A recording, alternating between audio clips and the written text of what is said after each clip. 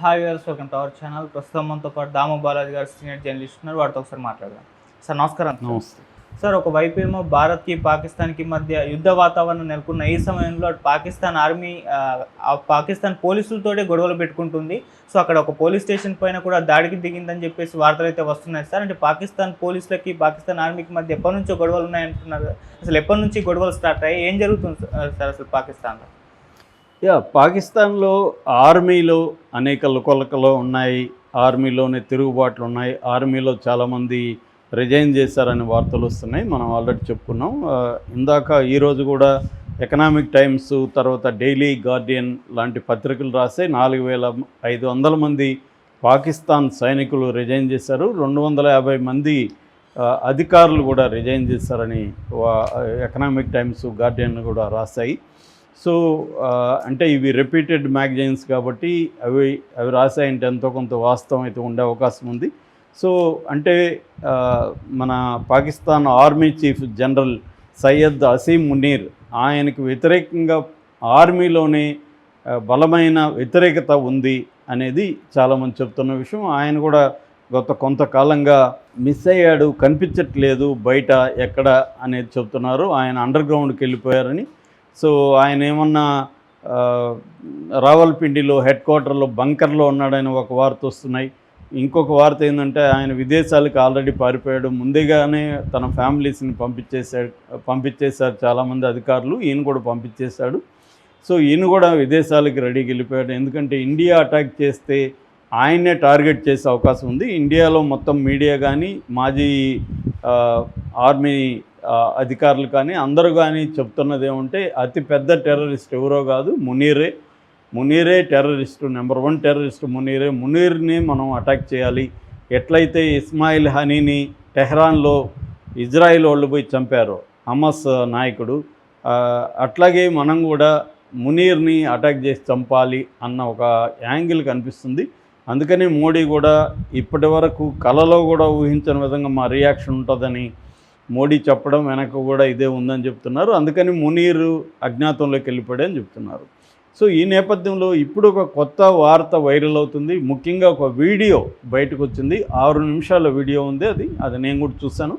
ఆ వీడియోలో చూస్తే పాకిస్తాన్ ఆర్మీకి పాకిస్తాన్ పోలీసులకు మధ్య యుద్ధ వాతావరణం నెలకొంది. ఒక civil war kind of situation అక్కడ ఉన్నట్టుగా అర్థమవుతుంది. ఈ వీడియోలో ఏముంది అనుకున్నప్పుడు లక్కీ మార్వెట్ అనే ఒక పోలీస్ స్టేషన్, ఇది ఈ లక్కీ మార్వెట్ అనే ఒక ఏరియా, ఆ ఏరియాలో పస్తూన్ పోలీస్ బ్లాక్ అంటారు. ఇది పస్తూన్ పోలీస్ బ్లాక్ మీదకి ఒక ఆర్మీ కాన్వాయ్ వచ్చింది. కాన్వాయ్ వచ్చినప్పుడు పోలీసులు అలర్ట్ అయిపోయి చుట్టుపక్కల బిల్డింగుల మీదకి ఎక్కేసి గన్లు, AK-47 గన్స్ ఉన్నాయి వాళ్ళ దగ్గర, గన్స్ ఎయిమ్ చేస్తున్నారు. ఈ గన్స్ ఏం చేస్తూ ఉన్నారు, పోలీస్ స్టేషన్లోకి ఆర్మీ రానికుండా అక్కడ అడ్డుకున్నారు. అప్పుడు ఈ గన్ను పట్టుకున్న అతని దగ్గర నుంచే ఈ వీడియో తీశారు. గన్ను పట్టుకున్న అతను ఆర్మీతో గట్టిగా ఆర్గ్యూ చేస్తున్నాడు. అందులో ఏమంటున్నాడంటే, దిమాగ్ ఖరాబ్ క్యా, ఉదర్ కాశ్మీర్ బేజో, ఇదర్ క్యా కర్ రహే హో, ఆప్కే జనరల్ బీ ఆ జాయే, ఫిర్ బీ కుచ్ నహీ కరే సక్తే హో అనేది అతను వాయిస్లో వినిపిస్తుంది మనకి ప్రధానంగా. అంటే ఇక్కడేం చేస్తున్నాం, మీకు మైండ్ దొబ్బిందా, ఇక్కడేం చేస్తున్నారు, మీరు కాశ్మీర్కి పంపించండి మీ సైన్యాన్ని, మీ జనరల్ వచ్చినా కూడా ఇక్కడేం మీరు మమ్మల్ని ఏం చేయలేరు అని గట్టిగా ఆర్గ్యూ చేస్తున్నాడు. సో ఈ వీడియో ఇప్పుడు వైరల్ అవుతుంది. దీనికి సంబంధించిన న్యూస్ ఏంటంటే, వీళ్ళు కొంతమందిని పోలీసులు ఒక 3 సివిలియన్స్ని కిడ్నాప్ చేసి తీసుకొచ్చారని, దాంతో ఆర్మీ ఆ 3 సివిలియన్స్ని విడుదల చేయించుకోవడానికి వచ్చిందని, దానికి వీళ్ళు వ్యతిరేకిస్తున్నారనేది వార్త వచ్చింది. ఇట్లాంటిదే 2024లో కూడా బహవల్ నగర్ అనే ఒక ఏరియాలో కూడా, అక్కడ పంజాబ్ ప్రావిన్స్లో కూడా పంజాబ్ పోలీసులకి మిలిటరీకి మధ్య కూడా గొడవలు జరిగాయి. అప్పుడు కూడా అది అప్పుడైతే పోలీస్ చీఫ్ను కూడా మిలిటరీ వాళ్ళు కిడ్నాప్ చేశారని చెప్తున్నారు. దాని మీద ఎంక్వైరీ కూడా వేసింది, మిలిటరీ ఎంక్వైరీ. సో అప్పుడప్పుడు ఇలాంటివి జరుగుతున్నాయన్నమాట. ఇది ఇప్పుడే కాదు, గత 2-3 ఏళ్ళ నుంచి పాకిస్తాన్లో ఒక రకమైన civil war kind of situation అయితే ఉంది. దీనికి ప్రధాన కారణాలు 2-3 ఉన్నాయి. ఒకటేమో ఇమ్రాన్ ఖాన్ని అరెస్ట్ చేయడం. ఇమ్రాన్ ఖాన్ పాకిస్తాన్ టెహ్రీక్ ఈ ఇన్సాఫా పార్టీని స్థాపించాడు 96లో. అప్పటి నుంచి ఆయన ఉన్నాడు. దాని తర్వాత 2018 నుంచి 22 వరకు 4 ఏళ్ళు పరిపాలించాడు. దాని తర్వాత మిలిటరీకి ఈయనకి ముఖ్యంగా మునీర్కి ఇమ్రాన్ ఖాన్ మధ్య గొడవలు రావడంతో ఇమ్రాన్ ఖాన్ని అరెస్ట్ చేసి జైల్లో పెట్టారు. ప్రజెంట్ జైల్లో ఉన్నాడు ఇమ్రాన్ ఖాన్. సో ఇమ్రాన్ ఖాన్కి సంబంధించిన ఈ పార్టీ పీటీఐ అంటారు పార్టీని. పీటీఐ అనే పార్టీ పెద్ద ఎత్తున దేశంలో అల్లర్లకు కారణమవుతుంది. వీధుల్లోకి వచ్చి వాళ్ళు పెద్ద ఎత్తున కొంత వైలెంట్ నిరసనలు తెలియజేయడం జరుగుతుంది. దాన్ని అణచివేయడానికి మిలిటరీని దింపుతున్నారు. ఇందులో కొంతమంది పీటీఐ సానుభూతి పరులు పోలీసులు కూడా ఉన్నారు. సో పోలీసులు జనం వైపు నిలబడి మిలిటరీకి యాంటీగా నిలబడుతున్నారు. ఎందుకంటే వాళ్ళ దగ్గర కూడా ఆయుధాలు ఉన్నాయి. సో ఆ యాంగిల్లో పోలీసులకి మిలిటరీకి మధ్య గొడవలు అనేవి ఎప్పటి నుంచో జరుగుతున్నాయి. మొన్న ఇంకొక లెటర్ కూడా బయటపడింది, సీక్రెట్ లెటరు. ఐఎస్పిఆర్ అనే ఒక సంస్థ ఉంటుంది పాకిస్తాన్లో. ఐఎస్పిఆర్ అంటే inter services public relations.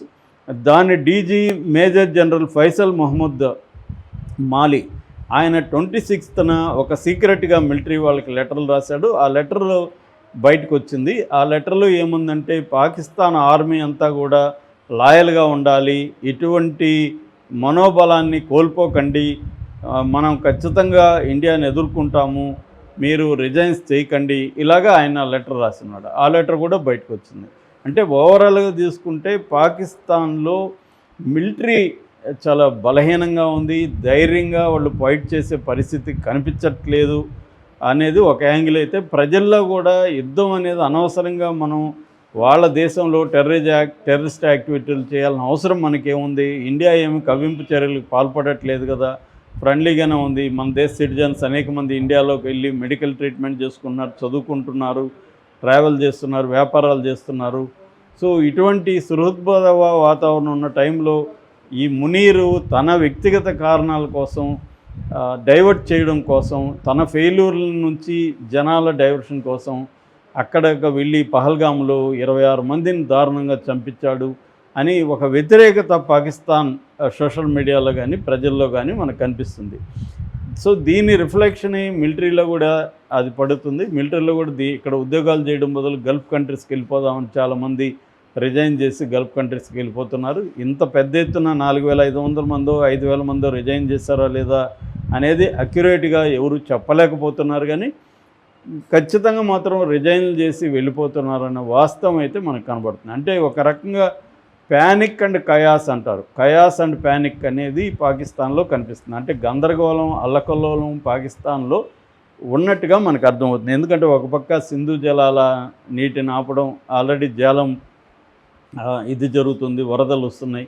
So ఈ కాంటెక్స్ట్లో అక్కడ 90% వ్యవసాయం ఈ 6 నదుల మీద డిపెండ్ అయింది. కాబట్టి ఈ 6 నదులని మొత్తం ఆపలేకపోయినా ఎండాకాలం కనీసం కొంతవరకు దెబ్బతీయచ్చు, వర్షాకాలం అయితే ఆపలేరు, అప్పుడు వరదలు క్రియేట్ చేయొచ్చు. అట్లాగే మన ఇన్ఫర్మేషను, నదులకు సంబంధించిన ఇన్ఫర్మేషన్ మనం ఇచ్చిపుచ్చుకోవడం అనేది ఉన్నింది, ఇప్పుడు ఆపేస్తారు. వాళ్ళ ఇంజనీర్లు మన భూభాగం మీదకి అలో చేయరు. ఇలాంటి అనేక ఇబ్బందులు పెట్టచ్చు. దానివల్ల ఆల్రెడీ అక్కడ వాటర్ స్కార్సిటీ ఉంది, వాళ్ళ దేశంలో వ్యవసాయం సంక్షోభంలో ఉంది, మొత్తం దేశమే ఆర్థిక వ్యవస్థ సంక్షోభంలో ఉంది. ఈ క్రమంలో వాళ్ళ యుద్ధానికి సిద్ధంగా లేరు. యుద్ధం అంటే రోజుకి వేల కోట్లు, కనీసం 10,000 నుంచి 30,000 కోట్లు పర్ డే ఖర్చు పెట్టాల్సి ఉంటుంది. ఆల్రెడీ వాళ్ళు ఐఎంఎఫ్ మీద బతుకుతున్నారు, బెయిల్అవుట్ మీద బతుకుతున్నారు. IMF international monetary fund bailout ఇస్తుంటే బతుకుతున్నారు.